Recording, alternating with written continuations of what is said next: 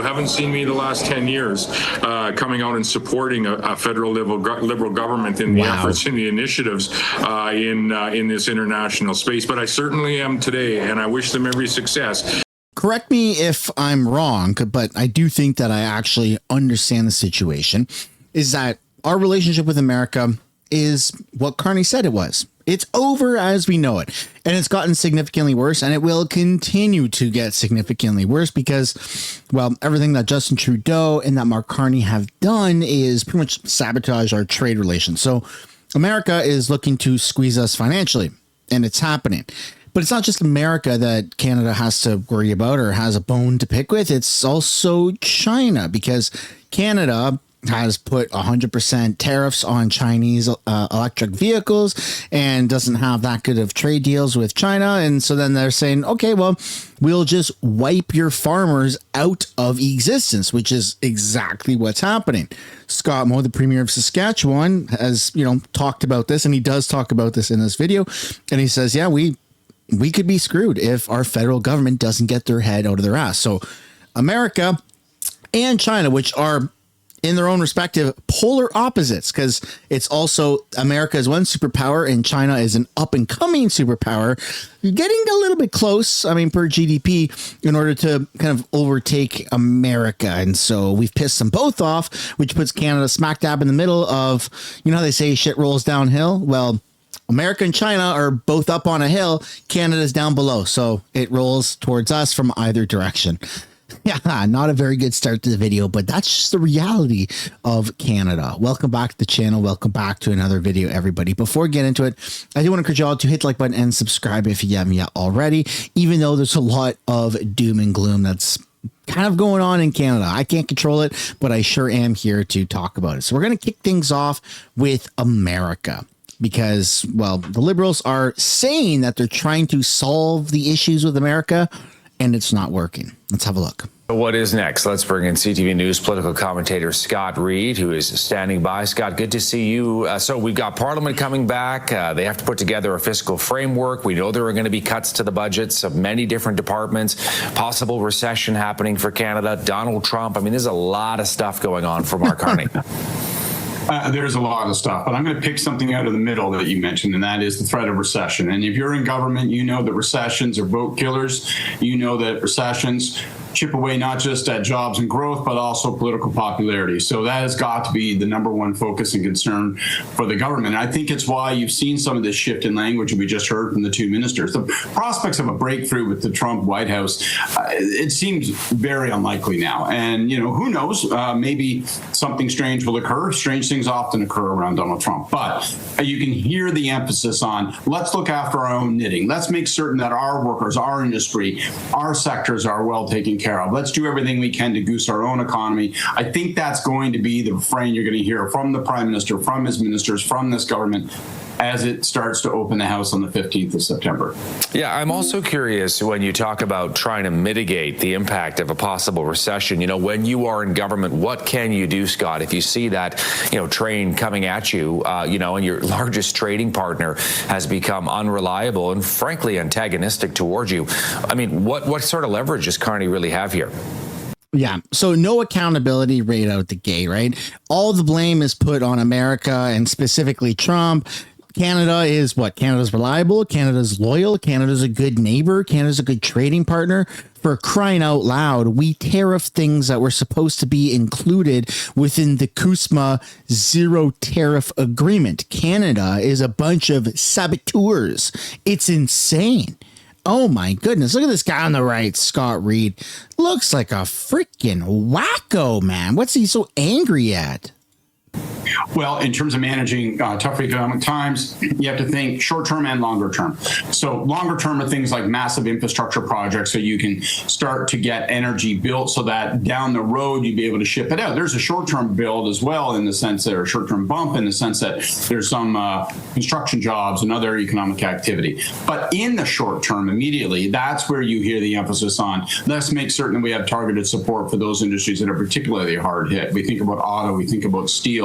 and let's make certain that as well we're doing everything we can to goose growth. So everybody will be watching to see, as an example, if the Bank of Canada lowers interest rates. That provides some measure of growth, maybe get some lending and some money moving around in the economy. And the government will attempt to do as much as it can at the same time. But it is, as you mentioned, also trying to cut back spending. So it's trying to make this big distinction. We're going to cut back all this, the fat, all the unnecessary operational spending, so that we can direct more money toward things that will supercharge the economy and create long-term growth and jobs. I mean, there is a narrative that the federal government grew too bloated, big under Justin Trudeau, and that Mark Carney is going to try and cut that back. Do you think he's got support of a majority of Canadians for that right now, Scott? Yeah, I do, in broad terms. When you say it that way, people's heads nod.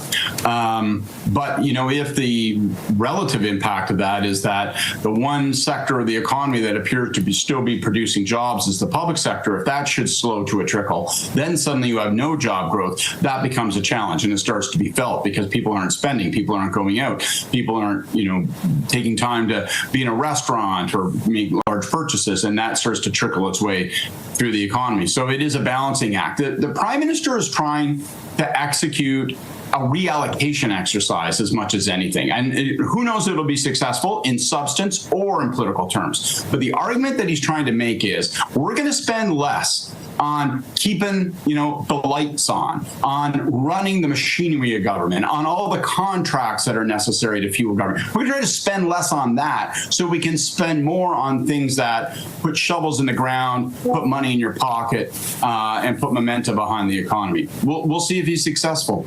Scott Reed with Oh my goodness.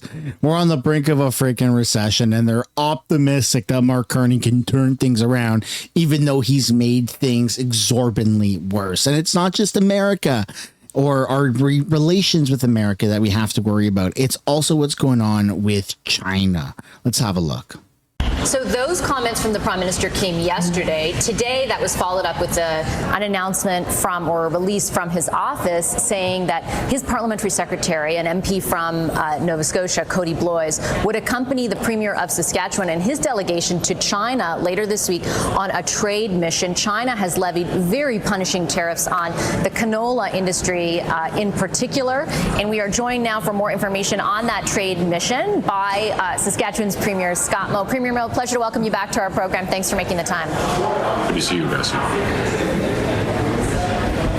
I wanted to start off and ask about sort of the objective of your trade mission to China, and in particular, if the goal of the trip is to get the tariffs on canola removed, and whether China has given you any indication that that is a possibility.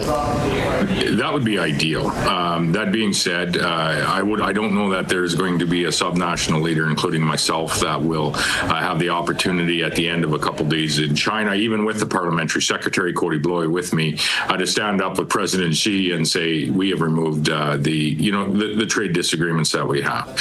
The goal of the trip, I think, more realistically, is for us to pull forward any opportunity for Canada and China, or our Prime Minister and President Xi, to actually have that conversation on not only canola, pulses, pork, and seafood, and removing potentially those tariffs, but actually, what does the trade relationship look like more broadly between Canada and China moving forward? And that's the relationship and the conversation that I think needs to happen. And what we're trying to do is to pull that conversation forward so that it happens sooner rather than later. And is it your view, or has it been communicated to you, that the federal government, that the Prime Minister in particular, wants that conversation to happen? I've been in constant conversation, not only with the Prime Minister, but a number of other elected ministers, MPs, as well as some unelected folks that are working in and around the PMO's office and the government.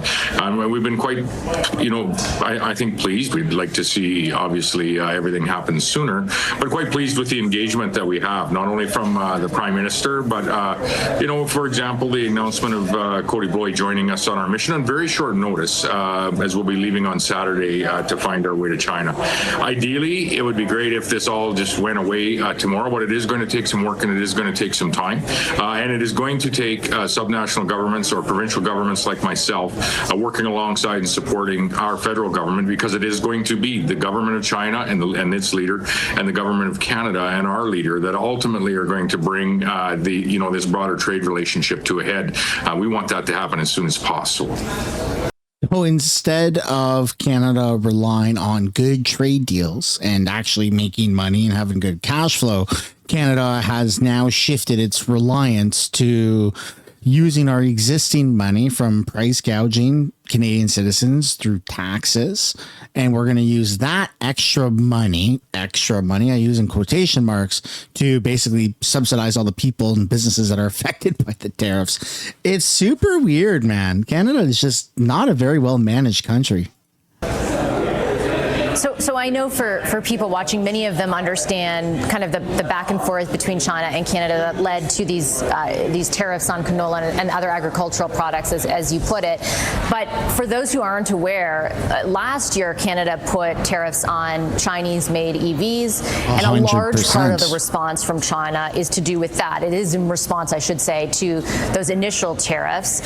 They've also brought in, claims of, anti-dumping and things like that. But, primarily it's about the electric vehicle tariffs. I know that you have put forward the view that those tariffs should be removed so that the tariffs that apply to sectors in your province could also be removed at the same time. But the initial tariffs that we put in place were there for a reason, Premier, right? They were there because we were working in concert with the United States, because China is heavily subsidizing the sector and our own industry couldn't compete.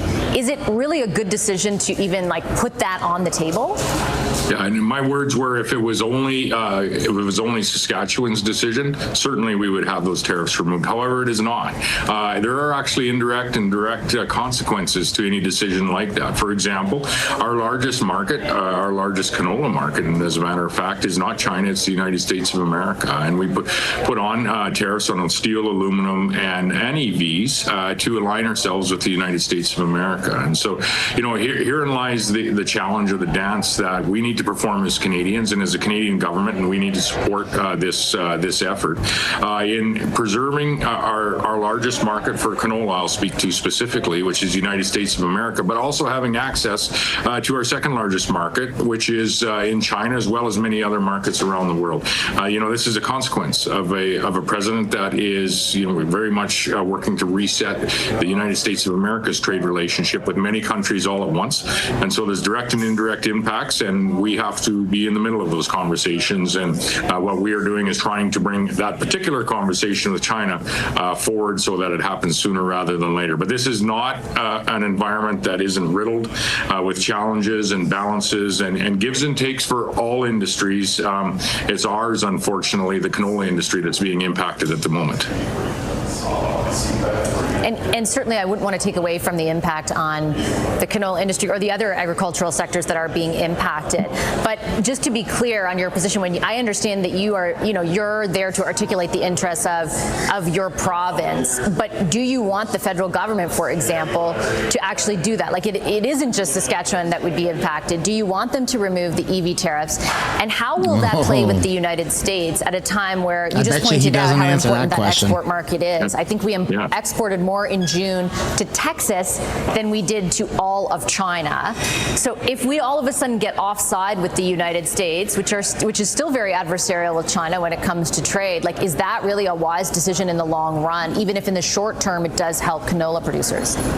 There's a different way for this, to find its way to a resolution. Let's support Dominic LeBlanc in his efforts to find some certainty in our trade relationship with the United States of America, and then we will know precisely how we can engage with a country like China in very short order. And so we have this instability in our U.S. trading partner. We have instability now in our trading partner of our markets that we have been able to access in China. And I'd say there's some instability in other markets around the world as well. And so the sooner that we're able to get to a place of certainty, at least for the time being, with the United States of America, our largest trading partner, both ways, I think it's going to provide us a framework for how we're going to be able to engage with countries like China. Our whole goal is to bring the entirety of that conversation, whether it be with the USA, whether it be with China or other markets. Let's try to bring that bring that about as quickly as possible to provide certainty for the industries that are creating jobs and creating wealth. And we're starting to see some economic indicators, not only south of the 49th parallel, but now in Canada, that are telling us we need a resolution to all of these trade-related trade-related challenges right now.